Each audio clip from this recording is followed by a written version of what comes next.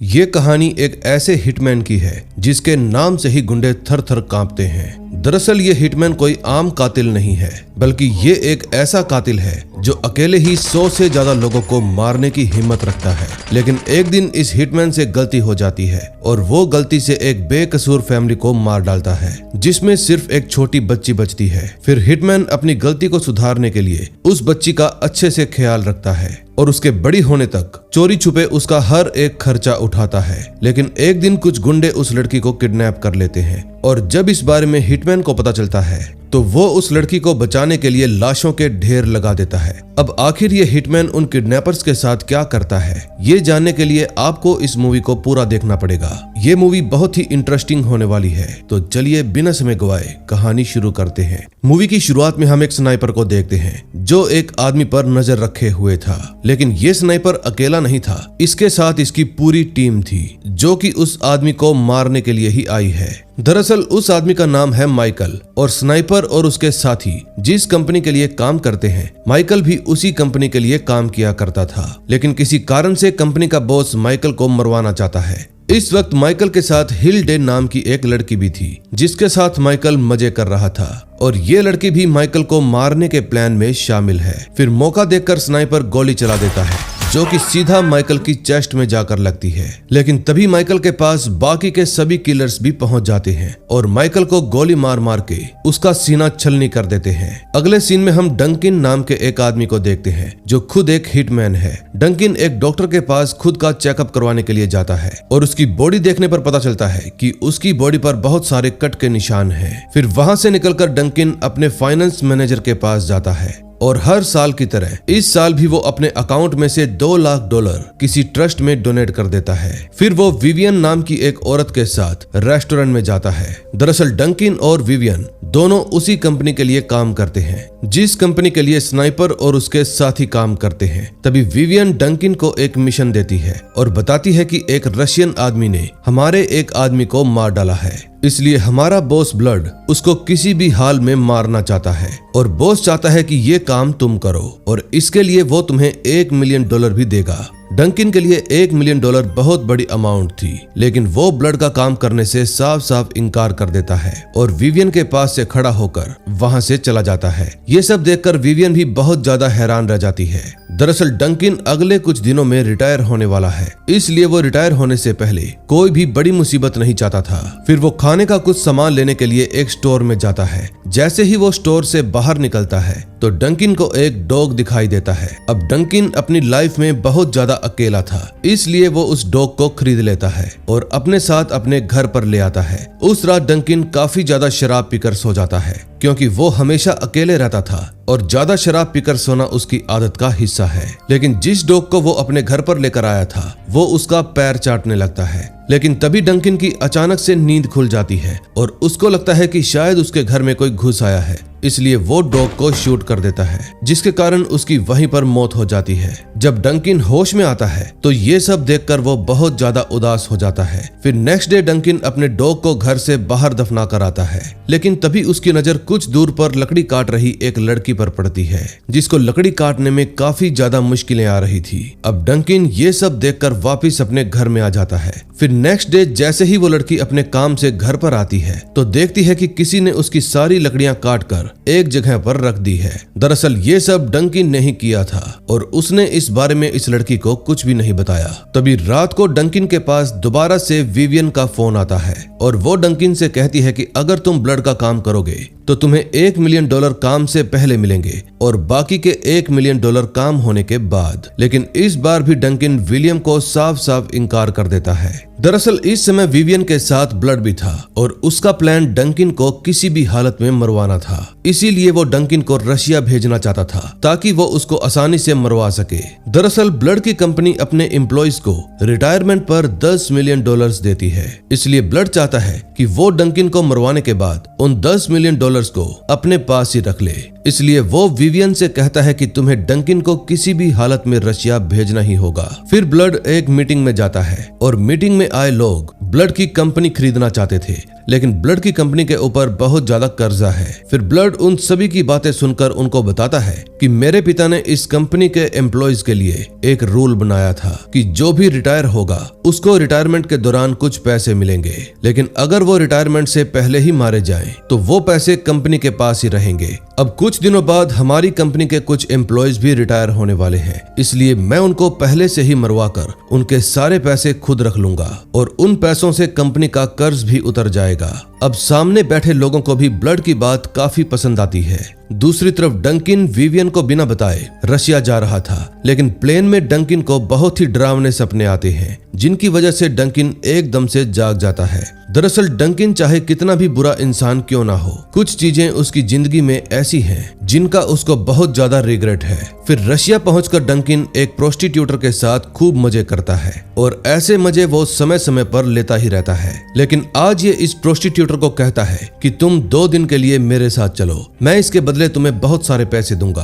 अब डंकिन की बात सुनकर वो प्रोस्टिट्यूटर भी डंकिन के साथ जाने के लिए मान जाती है। फिर अगले ही दिन डंकिन अपना भेष बदलकर एक होटल में दरवाजों के लॉक ठीक करने के लिए जाता है। दरअसल डंकिन जिस आदमी को मारने के लिए आया है वो इसी होटल में है और इस समय लड़कियों के साथ खूब मजे कर रहा है। फिर डंकिन अपनी मशीन से काफी ज्यादा शोर करने लगता है, जिससे तंग आकर वो आदमी भी बाहर आ जाता है। फिर जैसे ही वो आदमी बाहर आता है डंकिन उसको पकड़ लेता है और उसके दोनों हाथों और प्राइवेट पार्ट पर कीलें घुसा देता है, जिसके कारण उस आदमी को बहुत ही ज्यादा तकलीफ होने लगती है। लेकिन तभी उस आदमी के गुंडे भी बाहर आ जाते हैं, लेकिन डंकिन उनको भी अपनी गन से मौत के घाट उतार देता है। फिर डंकिन उस आदमी से कहता है कि मुझे पहले ही पता चल गया था कि मुझे यहाँ पर तुम्हारा शिकार करने के लिए नहीं भेजा जा रहा, बल्कि मैं खुद यहाँ पर आकर तुम्हारा शिकार बनने वाला था। इसलिए अब तुम मुझे जल्दी से बताओ, तुम्हें मुझे मारने के लिए किसने सुपारी दी थी। लेकिन उस आदमी को सुपारी देने वाले आदमी के बारे में कुछ भी पता नहीं था। ये देखकर डंकिन उस आदमी को भी मार डालता है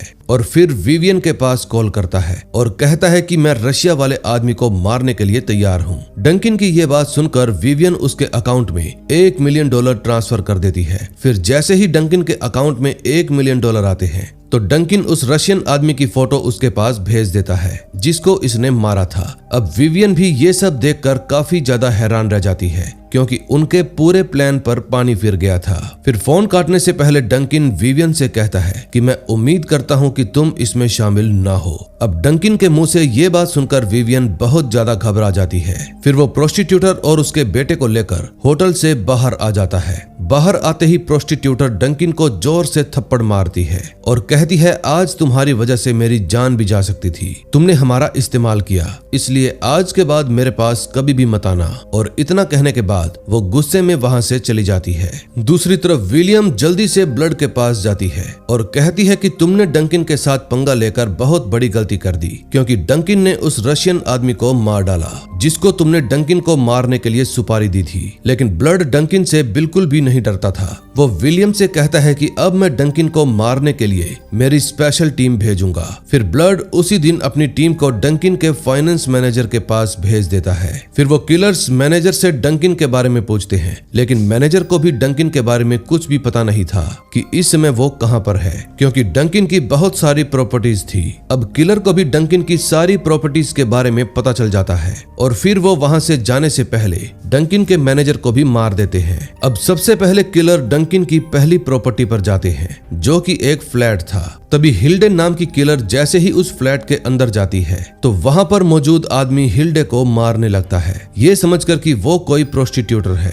लेकिन ऐन मौके पर हिल्डे के बाकी के साथी भी वहां पर आ जाते हैं और उस आदमी से डंकिन के बारे में पूछने लगते हैं, लेकिन वो आदमी सिर्फ किराएदार था, इसलिए उसको डंकिन के बारे में कुछ भी पता नहीं था। लेकिन वो किलर उस आदमी को भी मौत के घाट उतार देते हैं। अब धीरे धीरे करके वो किलर डंकिन की सभी प्रॉपर्टीज में जाते हैं, लेकिन वहां पर रह रहे किसी भी किराएदार को डंकिन के बारे में कुछ भी पता नहीं था, इसलिए किलर एक एक करके सभी को मार डालते हैं। तभी हम डंकिन को देखते हैं जो कि इस समय एक स्टोर में था, लेकिन तभी वहां पर कैमिली नाम की वही लड़की आ जाती है जो डंकिन के पड़ोस में रहती है। दरअसल कैमिली बहुत ही ज्यादा डरती है, इसीलिए डंकिन किसी भी हालत में कैमिली को अकेला नहीं छोड़ना चाहता था। लेकिन कैमिली को लग रहा था कि डंकिन के साथ उसका मिलना एक बार फिर से कोइंसिडेंस है, एक बार फिर से कोइंसिडेंस है। फिर वो दोनों एक साथ कॉफी पीने के लिए जाते हैं। वहां पर भी कैमिली एक आदमी के आने की वजह से बहुत ज्यादा डर जाती है। अब कैमिली के डर की वजह से डंकिन उससे हर रोज मिलने लगा था। एक दिन कैमिली डंकिन से उसके प्रोफेशन के बारे में पूछ लेती है।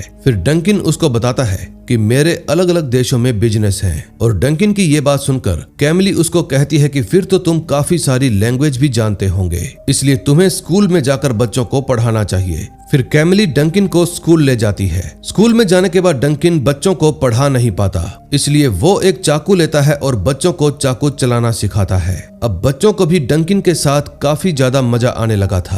तभी डंकिन को अपने काम की याद आती है कि कैसे उसने अलग अलग देशों में जाकर लोगों को मौत के घाट उतार दिया था। फिर वो सभी बच्चों को डेड बॉडीज की फोटोज दिखाता है, जिसके बाद डंकिन कैमिली के पास बाहर आ जाता है और दोनों एक साथ बैठकर ढेर सारी बातें करते हैं। अगले सीन में हम ब्लड की स्पेशल टीम को देखते हैं, जो कि डंकिन के एक और घर की तलाशी ले रहे थे। लेकिन तभी वहां पर उनको एक चैरिटी स्लिप मिलती है, जिसको देखकर उनको पता चलता है कि डंकिन हर साल $2 लाख किसी संस्था में दान देता है। और इस स्लिप के जरिए उनको उस बैंक के बारे में भी पता चल जाता है, जिसके अंदर हर साल डंकिन $2 लाख डोनेट किया करता था। इसलिए सभी किलर्स मिलकर डंकिन के बारे में और जानकारी निकालने के लिए वहां से चले जाते हैं। तभी नेक्स्ट डे डंकिन कैमिली के घर पर जाता है और उसको एक गिफ्ट देता है। जैसे ही कैमिली डंकिन का दिया हुआ गिफ्ट खोलती है तो वो देखती है कि उसके अंदर एक गन है। ये देखकर कैमिली डंकिन से कहती है कि मुझे गन चलानी नहीं आती। अब कैमिली की बात सुनकर डंकिन उसको कहता है कि गन चलाना तुम्हें मैं सिखाऊंगा। फिर वो कैमिली को गन सिखाने के लिए एक जंगल में लेकर जाता है। फिर वो कैमिली को गन लोड करके देता है, लेकिन कैमिली बहुत ही ज्यादा घबरा जाती है और उस गन को चला ही नहीं पाती। फिर कैमिली और डंकिन दोनों वापस घर आ जाते हैं। फिर डंकिन कैमिली से पूछता है कि तुम हर समय डरती क्यों रहती हो। फिर कैमिली डंकिन पर विश्वास करके उसको अपने बचपन के ट्रॉमा के बारे में बता देती है कि जब मैं 13 साल की उम्र में पहली बार जॉब लगी थी तो वहां पर काम करने वाले एक आदमी ने मुझे बहुत ज्यादा पीटा था और फिर उसने मेरे साथ गलत काम भी किया। उस दिन के बाद से आज तक मुझे हर दिन उसी घटना के बुरे सपने आते हैं और जब भी मैं अपनी आंखें बंद करती हूँ तो वो आदमी मुझे मेरे सामने दिखाई देता है। अब डंकिन को भी कैमिली की बात सुनकर बहुत ज्यादा बुरा लगता है। फिर नेक्स्ट डे जब डंकिन स्टोर से बाहर निकलता है तो किलर्स भी उसका पीछा करते हुए वहां पर आ जाते हैं और डंकिन उनको दिख जाता है। फिर जब डंकिन कार लेकर अपने घर पर जाने लगता है तो रास्ते में उसको हिल्डे खड़ी मिलती है, जिसकी गाड़ी खराब हो गई थी। अब डंकिन हिल्डे को नहीं जानता था, इसलिए वो उसकी हेल्प करने के लिए उसके पास अपनी गाड़ी रोक लेता है। दरअसल हिल्डे और बाकी के किलर्स डंकिन को किसी तरीके से मारना चाहते हैं, इसलिए हिल्डे डंकिन के साथ उसके घर पर चली जाती है। रात में जब दोनों एक दूसरे के साथ मजे करते हैं तो इतने में वहां पर हिल्डे के बाकी के साथी भी आ जाते हैं। तभी स्नाइपर दूर से ही डंकिन को गन पॉइंट पर ले लेता है और जैसे ही वो गोली चलाता है, गोली डंकिन को लगने की बजाय हिल्डे के कंधे पर जाकर लगती है, जिस वजह से हिल्डे जमीन पर गिर जाती है। फिर डंकिन उस स्नाइपर से बचने के लिए छुप जाता है और देखता है कि हिल्डे स्नाइपर को उसकी लोकेशन के बारे में बता रही है। यह देखकर डंकिन को पता चल जाता है कि हिल्डे किलर्स की तरफ है, इसलिए डंकिन अपनी कुल्हाड़ी लेकर हिल्डे का काम तमाम कर देता है। फिर जैसे ही बाकी के किलर्स डंकिन के घर में घुसते हैं तो वो देखते हैं कि डंकिन वहां पर है ही नहीं। दरअसल डंकिन उस स्नाइपर को मारने के लिए चला गया था। फिर वो बिना कपड़ों के ही स्नाइपर के पीछे जाकर खड़ा हो जाता है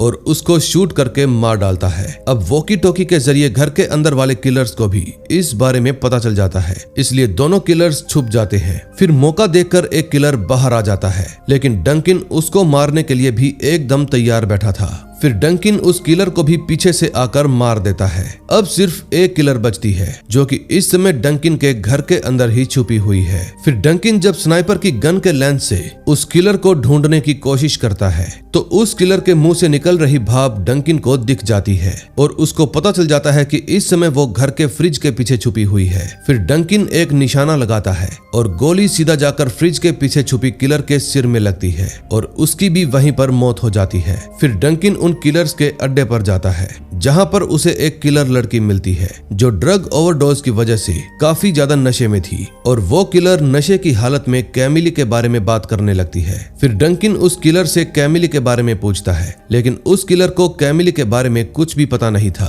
अगले सीन में हम ब्लड और विवियन को देखते हैं। ब्लड काफी ज्यादा गुस्से में था क्योंकि उसको पता चल गया था कि डंकिन ने उसके सभी किलर्स को मौत के घाट उतार दिया है। तभी विवियन कहती है कि मैंने तुम्हें पहले ही कहा था कि तुम डंकिन के साथ पंगे मत लो और चुपचाप उसके रिटायरमेंट के पैसे देकर उसको अपने रास्ते जाने दो, क्योंकि वो हमारे लिए बहुत ही ज्यादा खतरनाक आदमी है। लेकिन ब्लड तो अभी भी डंकिन को किसी भी हालत में मरवाना चाहता था। अगले सीन में हम देखते हैं डंकिन एक बूढ़े आदमी से मिलने के लिए जाता है जो पहले ब्लड के लिए ही काम किया करता था, लेकिन अब वो रिटायर हो गया है। फिर डंकिन उससे पूछता है कि आखिर ब्लड अगवा किए हुए लोगों को रखता कहाँ पर है। फिर वो आदमी डंकिन को बताता है कि मेरे हिसाब से ब्लड अगवा किए हुए लोगों को अपने महल में ही रखता होगा। और इतना जानने के बाद डंकिन वहां से जाने के लिए खड़ा हो जाता है। फिर जैसे ही वो उस बूढ़े आदमी से हाथ मिलाता है तो वो बूढ़ा आदमी डंकिन के हाथ पर बेहोशी की दवा लगा देता है, जिस वजह से डंकिन वहीं पर बेहोश हो जाता है। फिर कुछ देर बाद जब डंकिन की आंख खुलती है तो वो खुद को एक जगह पर बंधा हुआ देखता है और उसके ठीक सामने ब्लड खड़ा था। ब्लड अपने साथ एक छोटा सा बक्सा भी लेकर आया था जिसके अंदर बहुत सारे छोटे छोटे हथियार थे, जिनसे अब वो डंकिन को टॉर्चर करने वाला है। फिर ब्लड डंकिन को कैमिली की कुछ फोटोज दिखाता है, जिनको देखकर पता चलता है कि कैमिली इस समय बहुत ही ज्यादा बुरी हालत में है और ब्लड उसको ड्रग्स की ओवरडोज भी दे रहा है। फिर ब्लड डंकिन से कहता है कि अब मैं इस लड़की के साथ खूब मजे करूंगा और 4 दिन बाद जब तुम्हारा बर्थडे आएगा तो उस दिन मैं तुम्हें जान से मार डालूंगा, लेकिन इससे पहले इन 4 दिनों में मैं तुम्हें खूब टॉर्चर करूंगा। फिर ब्लड अगले 3 दिनों तक डंकिन को लगातार टॉर्चर करता रहता है। तीसरे दिन जैसे ही ब्लड डंकिन को चाकू मारता है तो वो चाकू बीच में से टूट जाता है और आधा चाकू डंकिन के पेट में ही रह जाता है, लेकिन ब्लड इस पर ज्यादा ध्यान नहीं देता। ब्लड के जाने के बाद डंकिन अपने पेट से उस चाकू के टुकड़े को निकाल लेता है और फिर उस टुकड़े की हेल्प से अपनी हथकड़ी खोल लेता है। फिर नेक्स्ट डे जैसे ही गार्ड्स डंकिन के पास आते हैं, डंकिन उन पर हमला करके उनको मार देता है। फिर वो एक गार्ड की गन लेकर बाकी के गार्ड्स को भी मारने लगता है। दूसरी तरफ ब्लड जब डंकिन को टॉर्चर करने के लिए आ रहा था तो वहां से उसको गार्ड्स के चिल्लाने की आवाज सुनाई देती है और वो समझ जाता है कि डंकिन आजाद हो गया है और इस समय वो गार्ड्स को मार रहा है। फिर वो और गार्ड्स को डंकिन को मारने का ऑर्डर देकर खुद वहां से भाग जाता है। तभी कुछ देर बाद डंकिन सभी गार्ड्स को मारकर बाहर आ जाता है और देखता है कि वहां पर और बहुत सारे गार्ड्स उसका इंतजार कर रहे हैं। फिर डंकिन उन सभी को चुन चुनकर मौत के घाट उतारता है और फिर खुद ब्लड के अड्डे से बाहर निकल आता है। फिर डंकिन अपनी एक दोस्त के घर पर जाता है जिसका नाम जैस्मिन था। डंकिन जैस्मिन से उसका फोन लेता है और सीधा विवियन को कॉल करता है। फिर डंकिन विवियन से कहता है कि अगर तुम कैमिली को जिंदा छोड़ दोगी तो मैं तुम्हारे सामने सरेंडर कर दूंगा, और इतना कहने के बाद डंकिन फोन काट देता है। अब ब्लड डंकिन का फोन हैक करने की कोशिश कर रहा था, लेकिन डंकिन ने बहुत जल्दी फोन काट दिया, इसलिए वो उसका फोन हैक नहीं कर पाया। फिर जैस्मिन डंकिन का इलाज करती है और कुछ दिन उसको अपने घर पर ही रखती है। फिर जैसे ही डंकिन की हालत में सुधार होता है, डंकिन जैस्मिन के एक गोडाउन में जाता है जहां पर उसने बहुत सारे हथियार रखे हुए थे। डंकिन वहां से बहुत सारी गन उठाकर अपनी गाड़ी में लोड कर लेता है और जैस्मिन के घर से निकल जाता है। रास्ते में जाते वक्त डंकिन जानबूझकर विवियन को कॉल करता है क्योंकि उसको पहले से ही पता चल गया था कि ब्लड उसका फोन ट्रैक करने के चक्कर में है, और होता भी बिल्कुल ऐसे ही है। ब्लड डंकिन के फोन की लोकेशन निकाल लेता है। फिर डंकिन एक पुराने गोडाउन के अंदर पहुंच जाता है और कुछ ही देर में विवियन भी अपने साथ कुछ गुंडे लेकर वहां पर पहुंच जाती है। विवियन को लग रहा था कि शायद उसने डंकिन को अपने जाल में फंसा लिया, लेकिन उसको ये नहीं पता था कि वो खुद डंकिन के जाल में फंस गई है। फिर जैसे ही सभी गुंडे डंकिन के सामने इकट्ठा होते हैं तो ठीक उसी वक्त डंकिन अपनी मशीन गन शुरू कर देता है, जिसकी वजह से देखते ही देखते सभी गुंडे मारे जाते हैं। इसी दौरान एक गोली विवियन को भी लग जाती है, जिसके कारण वो घायल हो जाती है। इस समय कैमरा की हेल्प से ब्लड भी ये सब कुछ देख रहा था और वो समझ जाता है कि डंकिन का अगला निशाना वो खुद है, इसलिए वो डंकिन के आने से पहले ही अपने पास बहुत सारे गुंडे बुला लेता है। फिर जैसे ही कुछ देर बाद डंकिन ब्लड के महल के बाहर पहुंचता है तो उसको आता हुआ देखकर ब्लड के सभी गुंडे डंकिन के डर से यहाँ वहाँ भागने लगते हैं और अपने गुंडों को ऐसे भागता हुआ देखकर ब्लड भी बहुत ज्यादा पैनिक करने लगता है। तभी डंकिन उसके ऑफिस में घुस जाता है और ब्लड डंकिन को कुछ बोल पाता इससे पहले ही डंकिन अपनी कुल्हाड़ी से उसका सर काट देता है, जो कि सीधा उसके महल से बाहर आकर गिरता है। फिर डंकिन कैमिली के पास जाता है जो ड्रग्स की वजह से बेहोश पड़ी थी, इसलिए डंकिन कैमिली को उसके घर पर लेकर जाता है और खुद भी वहीं पर सो जाता है।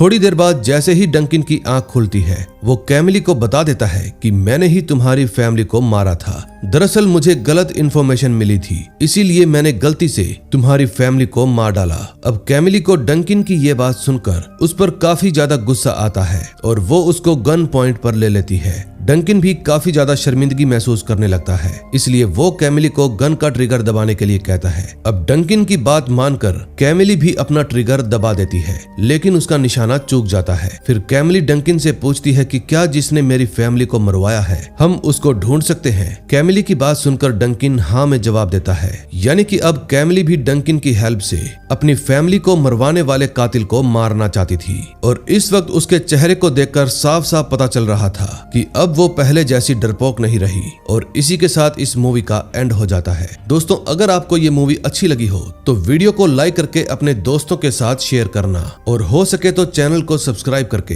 बेल आइकॉन भी दबा देना। मैं मिलूंगा आपसे ऐसी ही और मजेदार मूवी के साथ। Till then bye bye.